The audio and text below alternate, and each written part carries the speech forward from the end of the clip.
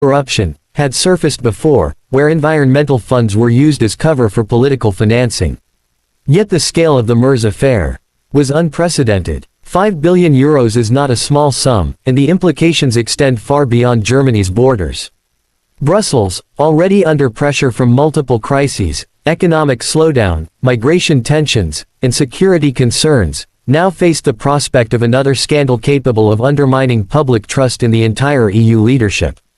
As the investigation deepened, it became clear that the €5 billion fund was part of a larger ecosystem, a web of contracts, consulting firms, and investment vehicles that stretched from Berlin to Brussels and even across the Atlantic. Financial experts identified patterns typical of high-level lobbying disguised as economic cooperation. Some of the firms involved shared board members with political advisors and think tanks influencing European policy.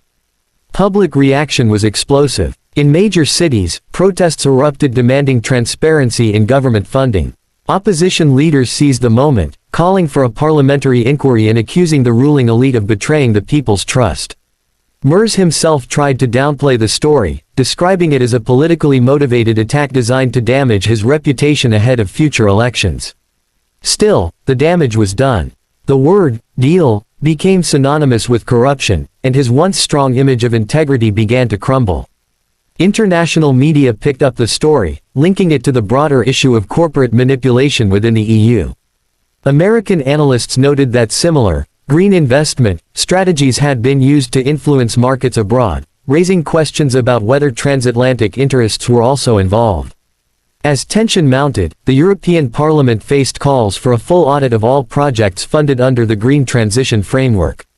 Some lawmakers warned that the scandal could set back environmental policy by years, as public trust in green initiatives was eroding rapidly.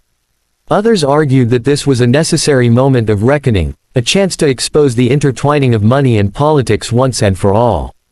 By late autumn, investigators claimed to have traced portions of the money to private accounts and foundations linked to lobbying groups. The findings were enough to justify opening an official inquiry. Though Mers continued to deny any wrongdoing, insiders suggested that several close associates were already cooperating with authorities. The story that began as a rumor had become a full-blown European scandal.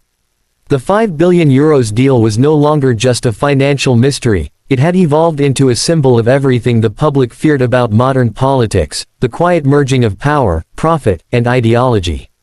Brussels found itself under the harsh light of scrutiny, and the question echoed throughout the continent: if this is what happens behind closed doors, how much of Europe's democracy is truly transparent? The investigation that